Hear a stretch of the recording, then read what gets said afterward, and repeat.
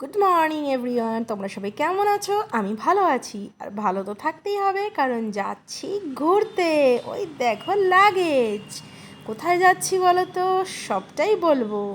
তো দেখো ওদিকে বাপ আর মেয়ে বসে বসে গল্প করছে, মনে বিশাল ফুর্তি। বিশাল ফুর্তি, ঘুরতে গেলে তো হবেই। দেখো সদ্য সদ্য আলো ফুটেছে, এখন টাইম হচ্ছে গিয়ে 5টা 35 অ্যাপ্রক্স। তো এখন আমরা ওয়েট করছি, আছি স্টেশনে, কিন্তু যাব বাসে। তো চলো দেখো উঠে পড়েছি বাসে। বাসে ওঠার সময় আর ভিডিও করা হয়নি, কারণ তখন বাইরে বৃষ্টি পড়ছিল। তো বাসে উঠে পড়েছি, যাচ্ছি কোথায় বলো তো? যাচ্ছি হচ্ছে, বলবো না, দেখতে হবে তার জন্য পুরো ভিডিওটা। তো যাচ্ছি বাসে। এটা ছিল এসি বাস মণিকাঞ্চন। যাচ্ছি বাসে করে আমরা বেড়াতে। তো দেখো সামনে যাদের দেখছো সবাই আমাদের ফ্যামিলিরই লোক। আমার দাদা, মানে মাস্তুতো দাদা বৌদি সবাই ছিল। আমার মামাতো মেয়ের হাজব্যান্ড, সবাই মিলে আমরা যাচ্ছি একটা সুন্দর ছোট্ট একটা ট্যুর দিতে।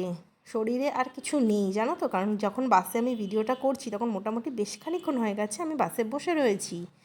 আর এদিকে আমার হাজব্যান্ড একটু আধটু আর কি, মানে যেরকম হয়, এত ঘন্টার জার্নি তো। তো ওই চোখটা একটু বুজে রয়েছে। তো দেখো লেখা রয়েছে বাসের ওই সিটে, দেখো মণিকাঞ্চন এসি। তো বাইরে প্রচণ্ড পরিমাণে বৃষ্টি পড়ছিল সেই দিনকে। তো চলো চলে এসেছি হোটেলে। এবার বলেই দিই তোমাদের কোথায় এসেছি হচ্ছে দীঘায়। আমাদের বাঙালিদের যেটা ছোটোখাটো ট্যুরের মধ্যে আমরা দিয়ে থাকি, দীঘা। মাসে নয়, বছরে মোটামুটি একবার তো যেতেই হয় বলো দীঘা। তো বাড়িতে হোটেলে আসার পর ভালো করে একটু ফ্রেশ হয়ে নিয়ে মাথায় জল টল দিয়ে নিয়েছি, কারণ মোটামুটি 7.5 ঘন্টার জার্নি ছিল জানো তো আমাদের।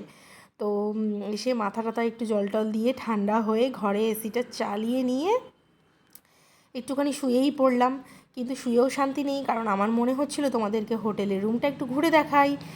চলো হোটেলের রুমটা একটুখানি ঘুরিয়ে তোমাদের দেখাচ্ছি। রুমটা খুব সুন্দর ছিল জানো তো। হোটেলটা মোটামুটি খুব বেশি পুরোনো দিন, মানে পুরোনো হয়নি, নতুন নতুনই হোটেল ছিল। আর ফ্রন্টের দিকে কোনো হোটেল পাইনি, মানে সামনের দিকে। তো একটু ভেতরের দিকে নিতে হয়েছে, খুব বেশি ভেতরে না, একটু ভেতরের দিকে হোটেলটা আমরা পেয়েছিলাম। এই হোটেলের নাম ছিল ময়না লজ। তো দেখো হোটেলের রুমগুলো কিন্তু প্রত্যেক কটা রুম ভীষণ সুন্দর ছিল। দেখো এটা হচ্ছে বাথরুমটাও ভীষণ পরিষ্কার, কারণ একদম নতুন নতুনই বলতে পারো, মানে হোটেলটা হয়েছে আর কি। তো সেই জন্য পরিষ্কার পরিচ্ছন্নতা একটু বেশি। আর এই দেখো হোটেলটার বাথরুমটা দেখে নাও, ভীষণ পরিষ্কার। আর সামনের দিকে কোনো রুম পাইনি জানো তো, কারণ উইকেন্ডে গেছি তো প্রচণ্ড প্রচণ্ড পরিমাণে ভিড় ছিল, এক্সট্রিম ভিড় ছিল।